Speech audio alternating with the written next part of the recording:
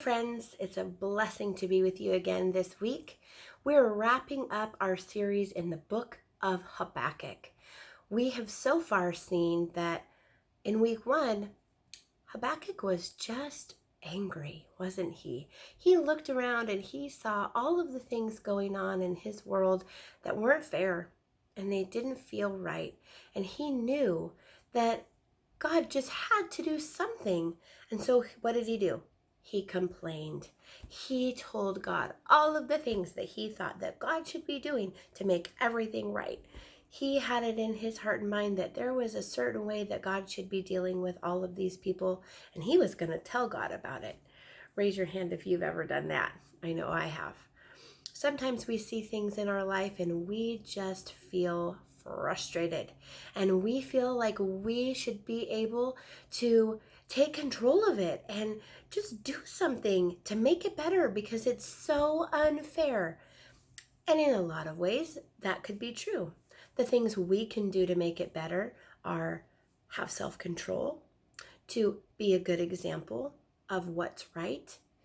But in Habakkuk's case, he was just frustrated and wanted to complain.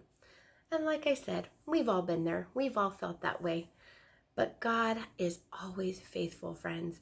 We saw in our memory verse that God said, see their motives, see their hearts. They're puffed up and full of themselves. But God was going to make a way, that we all will answer to him, and that God is the one that we can turn to because he's faithful, right?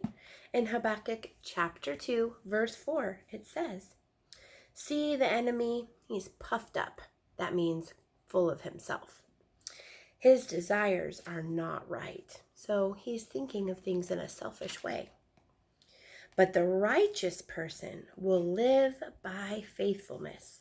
So righteous is that big church word that means to do good or to be good.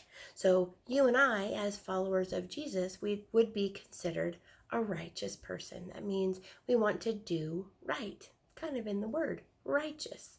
So the enemy that they were talking about, the people that they were seeing that were doing things that looked unfair and weren't right, their motives, the things that they thought about in their heart, were selfish. They were from a sin point of view. But the righteous man, those of us that follow the Lord, we will walk by faithfulness. So that's a choice, right? Every day we get to choose how we respond to things going on around us and the example that we want to be. And I hope that in these coming weeks, as you come across things that maybe Habakkuk did and you feel tempted to want to complain, I hope you'll remember to look at it from a righteous point of view, to do right, and take control of it from God's point of view, being a good example, choosing to do what's right, even when others don't.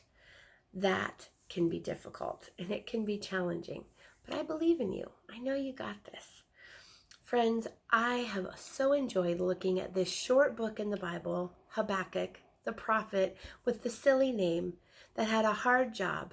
But in the end, he shows us that being faithful to God and believing that God will hold true to his promises is what gets us through even the toughest of times. I love you all so very much. I'm praying for you every day, and I cannot wait to see you again soon. God bless you guys.